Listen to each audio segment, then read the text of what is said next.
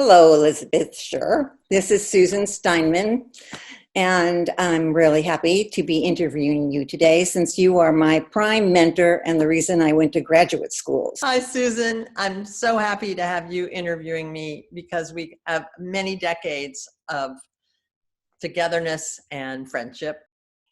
How and when did you know you wanted to be an artist? I always did a lot of crafts at camp. And then I met my best friend the first day of kindergarten when we were 5. And she already knew she was going to be an artist.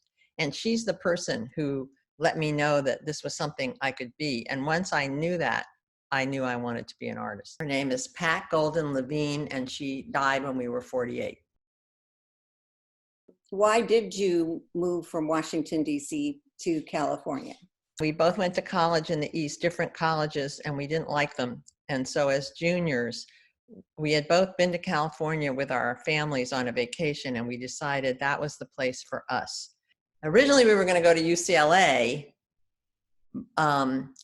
where they had commercial art, but we really didn't like LA as much as we liked the Bay Area. So we came to Cal as juniors in fine art.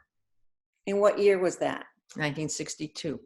It was a very weird and sexist place, but Elmer Bischoff came to teach, and he became one of my important mentors. I still live by most of what he told the students, including me, to find your quirkiest aspect of your work and stick with that and make it strong. That technique, for the sake of technique, is meaningless. Surprise yourself and work intuitively, and then step back and make decisions. That's how I was taught, and that's still how I make my art. You've been my teacher, and that is the way you teach. A wonderful teacher that I had for a semester in grad school at Cal was David Hockney, and he was teaching a seminar. It was when he first came to LA, and he would come up to teach this with his blonde hair and his red linen suits and his big glasses. So jealous, very jealous. He, of course, became famous right out of grad school with the Rake's Progress series. So he wasn't bitter, and he, was just a great guy. But he said, find your mentors in art, find the artists from the past. And he said, look everywhere. Don't just look for people whose art look like yours. Look around and see who you can find that you connect with or who you hate. And that will be a good person for you to look at really hard if you hate them. And that was fabulous advice that I've also lived by. There were no women teaching when I was there. Someone had taught before I came, and Joan Brown came after I left. I had no women mentors. I'm part of a group of women my age who kind of invented everything ourselves. I also went to grad school at Cal. And after that, pretty soon I got married. And pretty soon after that, I had a daughter. And I was very busy teaching, making art, being a mother, and being a wife. I had no time to participate in all the things that were going on in LA and Fresno. I was busy trying to do it all. I was pretty isolated, and I couldn't go out with my colleagues after work. I really was just running, and it was very lonely. What kept you going? Making art. Making art.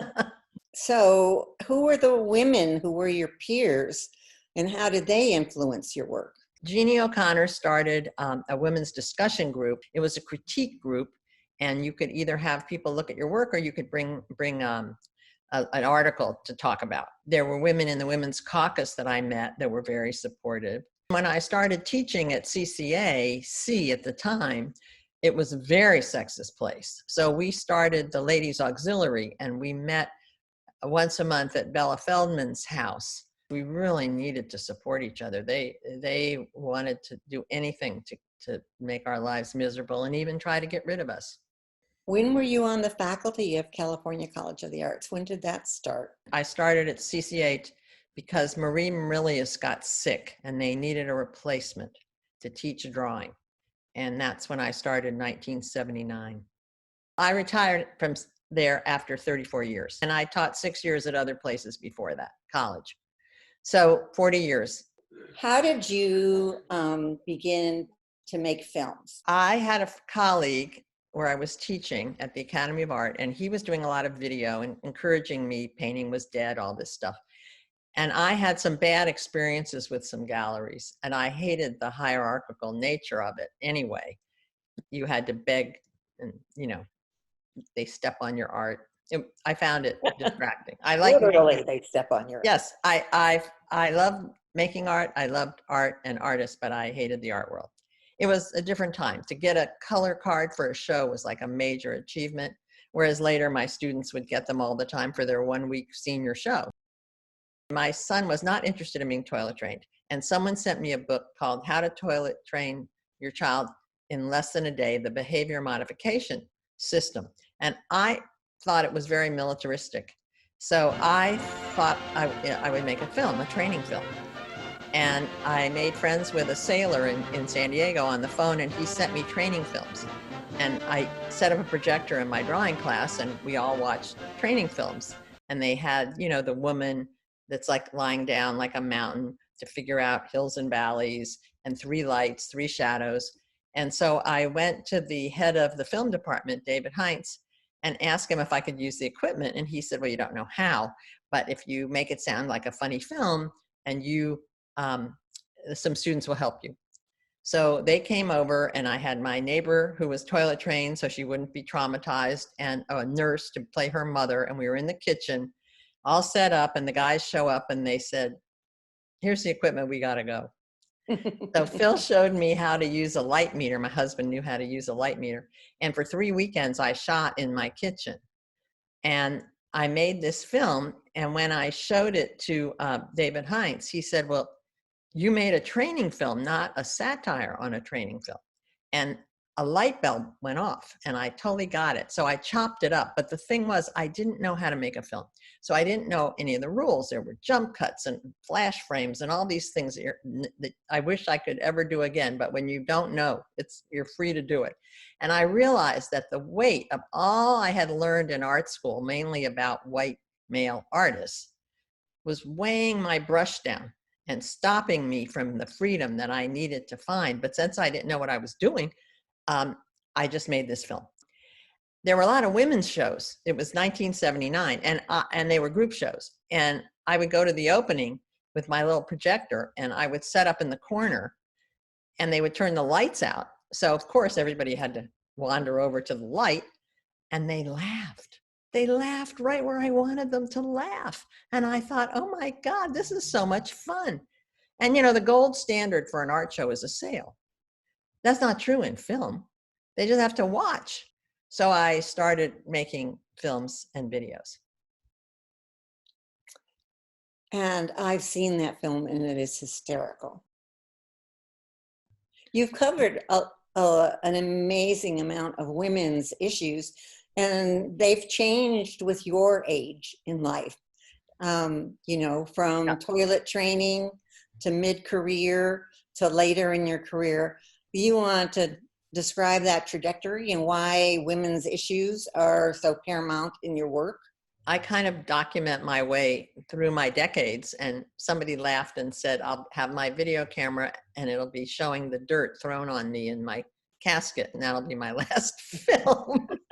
Right now, I've been celebrating some older women who are so inspiring, older than me, in their 80s and 90s, who are still making amazing work. And the other thing is, I haven't just tried to find the most famous artists. I found wonderful artists who are working and have careers, and I want documents about those women.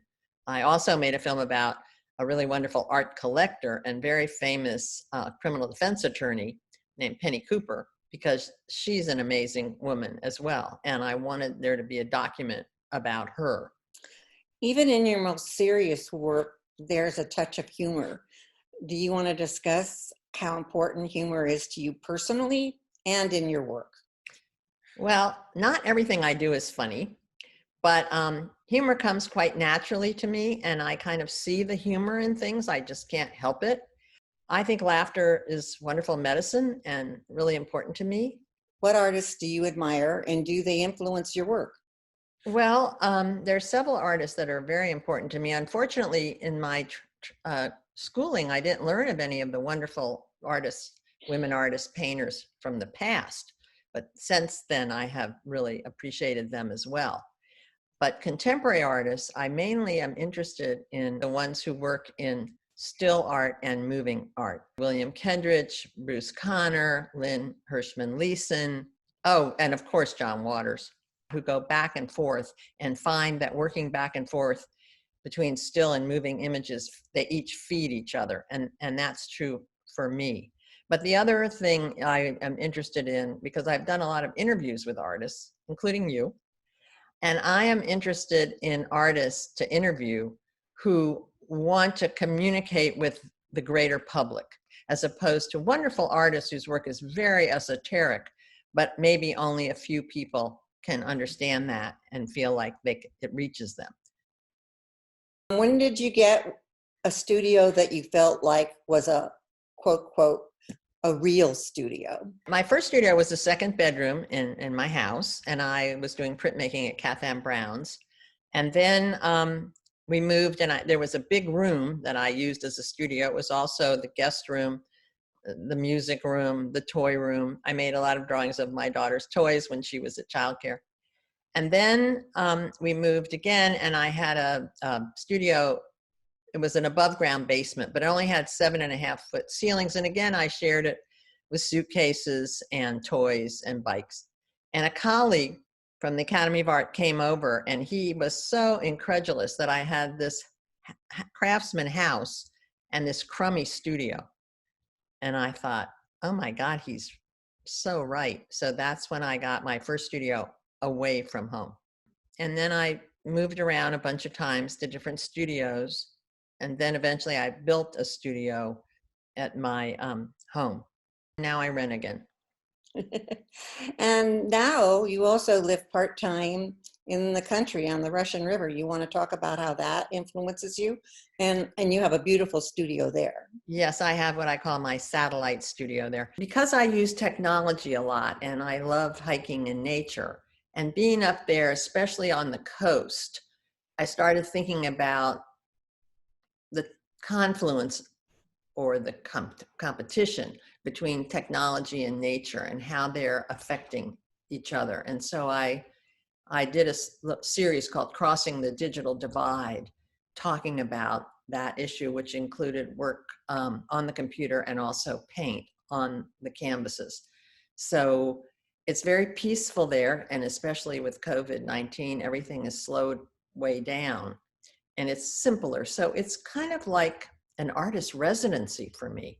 And I want to go back a moment and say that in 2008, I went to my first artist residency. Yeah, I'm glad you're bringing up the residencies. Again, I couldn't do it earlier because my video equipment was so big, and also I had kids, and also I taught in the summer. That's where I taught you first, and I couldn't go. But now I could go, and I decided to pick places where I hadn't been, where my husband and I could travel at the end when he would come over. And that were near a city, but not in a city, so I wouldn't be distracted. And the first place I went was New Zealand. I was in heaven. I just get up, stoke the wooden stove, and make art all day. And I had no one to think of but myself. So for the next decade, I went to a residency out of the country every 2 years. And most of my art over this past decade has been based on small works that I started there. And then when I come back to my Oakland studio, they would evolve and become more finished works, although I generally also exhibited the drawings and things I did there because they were art too. Is there anything in your art life that you haven't done that you still want to do? Well, I hope I keep making art. I mean, that's what I do. So I don't know what I'm going to do next. And one of the things is my art doesn't all look the same. I mean, it's all based on the same process. I like to think of it like when a singer does different albums, they do different things. Linda Ronstadt, she's made all different kinds, Mexican and jazz and, old standards. And so I sort of make my art like that. As far as things that can't happen, if you have backing, there's lots of things that I would do, but I can't afford to do those things. You can multitask and you can do things, on a lower budget than other people would demand, and still come out with a excellent piece of work. Whatever you get in terms of accolades, it's never enough. Never enough. You always want, but what if I got that? But what if I got that? I didn't get that. So you can't really think that way. I made a film very early on menopause. Why? Because I was in perimenopause, which didn't have a name. And so I started asking everybody I knew what was happening with them. And at night I'd be throwing the covers off and then get freezing and then pull the covers back on again, and I'd wake up in the morning and my hair would be all frizzy and damp. I thought, well, this is really great. I'll interview everybody and then I'll get a big grant and then I'll go back and do it again. Only I didn't get a big grant. So I just made the film. And sometimes interviewing people without a crew or just a small crew it makes people more comfortable. If I need it to look really beautiful, I bring a cinematographer. I'm not a cinematographer. I know you make beautiful little artist books. How did you get started doing that? I had a grant from CCAC for a summer program to learn about digital printmaking and non-toxic printmaking. And I realized I could make a book. And what I like about making books, and I made about 25, is you can design the packaging to fit the concept. And that is really fun for me. So I make those too. I really, an idea comes and I think, how do I exploit this? Is it a video? Is it a photograph that's manipulated? Is it a drawing? What is it an installation? I've made a few of those. What is the best way that this idea can get out? And that's how I choose what it's going to be. Do you have anything that you would say to young people, to young women artists? I hope they had some great supporters and women mentors. I think it's a lot easier now with the internet to promote yourself. I think it's important to invest in your art career, even though you might not be making money. I think it's important to have a studio, but I think most of the women are so much wiser than we were. I could probably learn, from them, because most people who go to art school aren't making art 5 years after. It's a lot of rejection. It's a lot of things that aren't fun. And then there's the fun of making the art, which is the best thing ever. So I think if you're supposed to be an artist or a poet or an actor, or a dancer, you don't have a choice. What is your deepest interest at the moment now? Well, I'm going to have a show in an artist-run gallery called Mercury 20 in Oakland.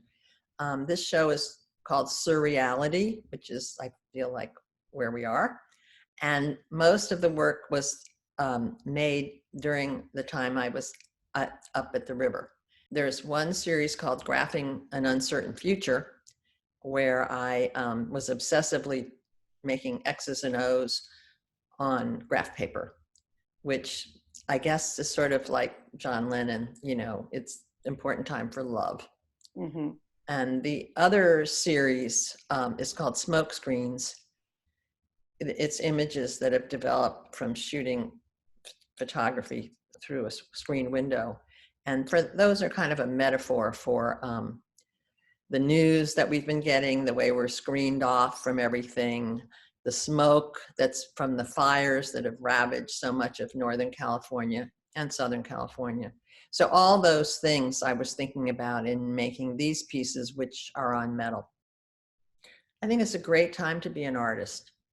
I think everybody can make art, everybody can take photographs, everybody can edit video, and I think it helps all boats rise.